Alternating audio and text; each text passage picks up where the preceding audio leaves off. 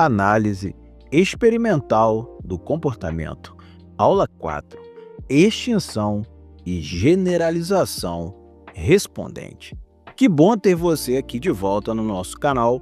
Eu sou Jefferson Grem, estudante de psicologia, e você já sabe, essa é a nossa série de estudos profunda e ao mesmo tempo mais explicativa, onde a gente compreende a análise experimental do comportamento, um conhecimento fundamental para a nossa formação como psicólogos. Se você acompanhou a aula 2 e 3, você já entendeu que não somos apenas o que nascemos, ou seja, não somos apenas reflexos inatos, mas também somos o que o mundo carimba em nós através das associações, o condicionamento respondente. Você já aprendeu que o seu corpo pode aprender a salivar, a sentir medo ou a ficar excitado diante de sinais que antes não significavam nada. Mas nesse vídeo, nessa aula, a gente vai responder as perguntas que todo estudante, todo amante da psicologia faz quando começa a entender ou a observar as pessoas. Será que isso dura para sempre? E por que esse medo parece estar em todo lugar? Nessa aula vamos falar sobre como o aprendizado se desfaz e como ele se espalha. Vamos dominar a extinção e a generalização. Puxe sua cadeira, ajeite seus fones, prepare sua caneta e o seu caderno. Vamos entender como o nosso sistema nervoso se recalibra. O que acontece quando o sinal falha? A extinção respondente. Imagine a cena. Você condicionou o seu cão a saber que o som do abridor de latas, o estímulo condicionado, significa que a comida deliciosa, ou seja, um estímulo incondicionado, está chegando.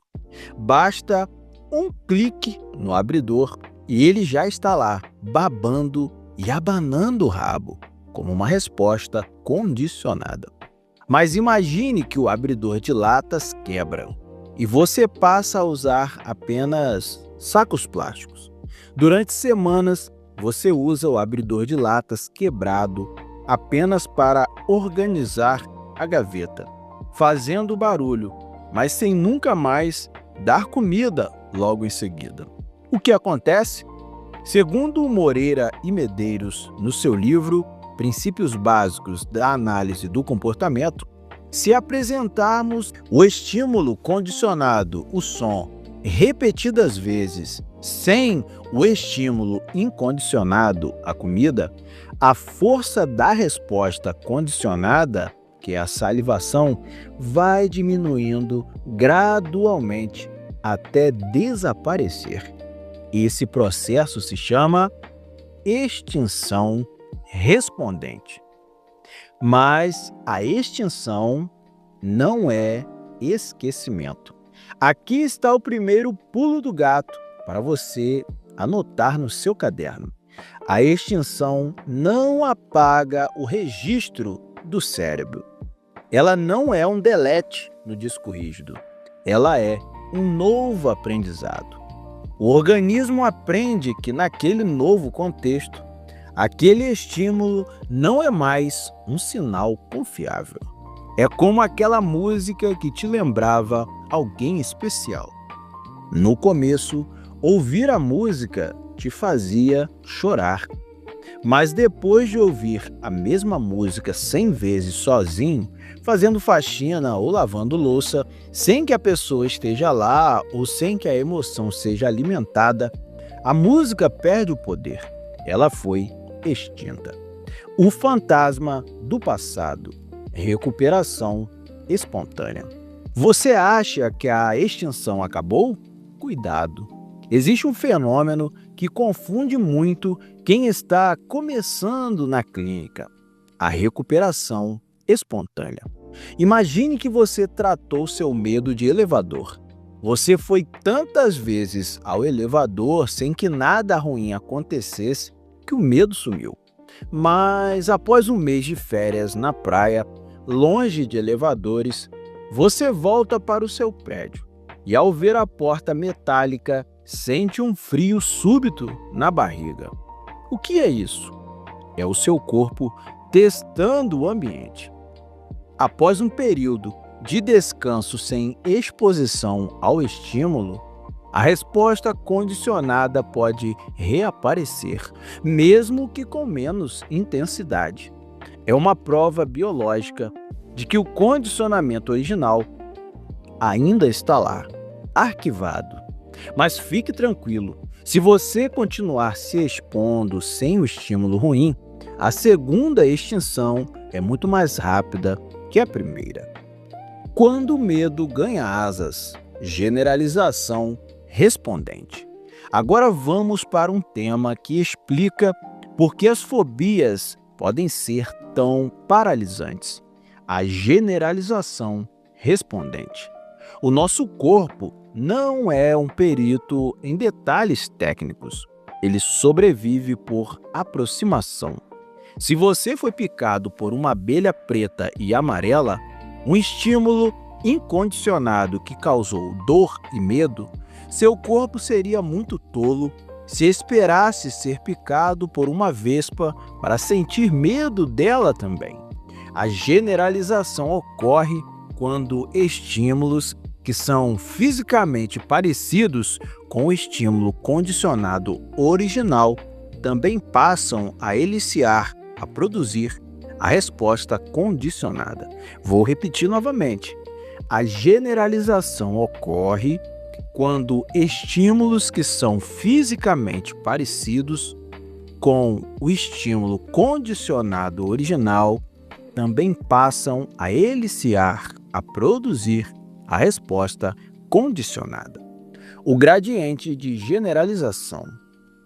Pense nisso como um mapa de calor. No centro está o estímulo original, a abelha que te picou. Quanto mais parecido for o novo bicho, uma vespa, um zangão, maior será o seu medo. Se for uma mosca varejeira que é preta e faz o mesmo zumbido, mas não pica, seu medo será menor, mas ainda existirá. Se for uma borboleta azul, o medo provavelmente será zero. Esse fenômeno explica por que uma pessoa que sofreu um assalto por alguém usando um moletom vermelho pode passar a sentir ansiedade sempre que vê qualquer pessoa de moletom vermelho na rua. O corpo generalizou a cor e a peça de roupa como sinais de perigo. O lado oposto, discriminação respondente. Felizmente, a gente não vive apenas de generalizar. Se assim fosse, seríamos prisioneiros de medos eternos. Existe também o processo de discriminação. Discriminar é aprender a perceber as diferenças. É quando você aprende que o sino de tom Lá traz comida, mas o sino de tom Si não traz nada. Na vida real, a discriminação é o que nos permite, por exemplo, distinguir o som de um trovão, que pode nos assustar, do som de um móvel sendo arrastado no andar de cima.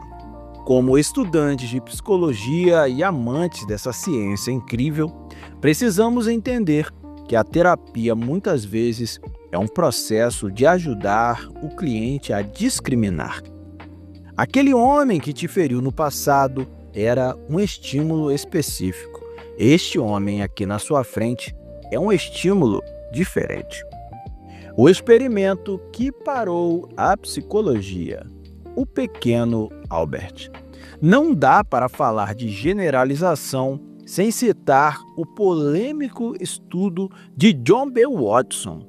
Ele queria provar que as emoções humanas podiam ser condicionadas. Então ele pegou um bebê, o bebê Albert, que era muito tranquilo. Então apresentou ao bebê Albert um rato branco. O rato branco é um estímulo neutro, pois o bebê Albert brincava com aquele rato. Porém, ele adicionou um barulho estrondoso de martelo numa barra de ferro atrás da cabeça do bebê. Então, ele adicionou um estímulo incondicionado, aquele barulho estrondoso. Em seguida, então, aquele barulho gerou medo e choro no bebê Albert, sendo a resposta incondicionada. Após emparelhar o rato com o barulho, o rato sozinho já fazia Albert chorar. Mas o que chocou o mundo foi a generalização. O bebê Albert passou a chorar ao ver um coelho branco, um casaco de pele e até uma máscara de Papai Noel com barba de algodão. Se o Watson fosse seu colega de grupo hoje, ele seria expulso da faculdade e provavelmente responderia a um processo ético. Mas, naquela época, ele provou que nossas fobias e traumas não são necessariamente frutos de conflitos internos profundos, mas sim de associações diretas com o ambiente. Contra condicionamento, a chave da mudança. Se o condicionamento respondente criou o problema, ele também pode criar a solução. Uma técnica fantástica é o contracondicionamento. Em vez de apenas extinguir o medo, nós tentamos associar o estímulo que causa medo, ou seja, o estímulo condicionado, com algo que causa uma resposta oposta e agradável. Se você tem medo de agulha, o médico pode te dar um doce ou colocar um vídeo engraçado enquanto faz o procedimento. Estamos tentando sobrepor uma resposta condicionada de relaxamento ou prazer sobre a de medo. É como tentar gravar uma música nova por cima de uma fita antiga. A biologia por trás de tudo. Como diz Catânia em seu livro clássico, o condicionamento respondente lida com a previsibilidade. O organismo que consegue prever o que vai acontecer no ambiente tem uma vantagem evolutiva enorme. A extinção e a generalização são ferramentas de ajuste. A generalização nos protege do desconhecido que parece perigoso, e a extinção nos permite parar de reagir a fantasmas do passado que não são mais ameaças reais. O problema é que, às vezes, nosso sistema de alerta é sensível demais, e é aí que a psicologia entra para calibrar esses processos. Até aqui, nessas 4 aulas, nós focamos em uma coisa: o comportamento que é eliciado. O ambiente vem e empurra o organismo. Você ouve o som, você saliva. Você vê o perigo, você corre. O foco está no que vem antes do comportamento. Mas pense comigo, a vida humana é só isso? É só reagir ao que acontece antes? Se você decide estudar para uma prova, você está reagindo ao martelinho no joelho? Claro que não. Você está agindo para conseguir uma nota no futuro. Se você conta uma piada para os seus amigos, você não está reagindo a um cheiro ou som. Você está agindo para conseguir o riso deles. Nós não somos apenas seres que reagem. Somos seres que agem sobre o mundo para mudá-lo. Em nossa próxima aula, vamos deixar Pavlov e seus reflexos um pouco de lado para conhecer o homem que mudou a história da psicologia moderna, B.F. Skinner. Vamos entrar no mundo do comportamento operante. Eu sou Jefferson Green, estudante de psicologia e seu parceiro na busca e aprofundamento na ciência da psicologia, a ciência viva e eficaz. Então prepare-se, porque agora o foco sai do que acontece antes e vai para o que acontece depois. vamos descobrir como as consequências das nossas ações esculpem quem nós somos. Está gostando desse vídeo? Está gostando dessa série de estudos? Essas aulas foram preparadas com muito carinho para a gente desenvolver o nosso conhecimento sobre análise experimental do comportamento, que é um conhecimento fundamental para a nossa formação como psicólogos. É claro, se você está gostando, comenta aqui embaixo suas percepções sobre esse assunto, compartilha no seu grupo de faculdade esse vídeo tão bem explicativo e, é claro, se inscreva no canal, curta o vídeo para que ele chegue a mais pessoas. E não perca a próxima aula, a aula 5, a grande virada, o comportamento operante. É aqui que a análise do comportamento ganha a força que tem até hoje. Já te aguardo na próxima aula. Beba um café, estique a coluna, ajeite os fones e vamos para a aula de número 5.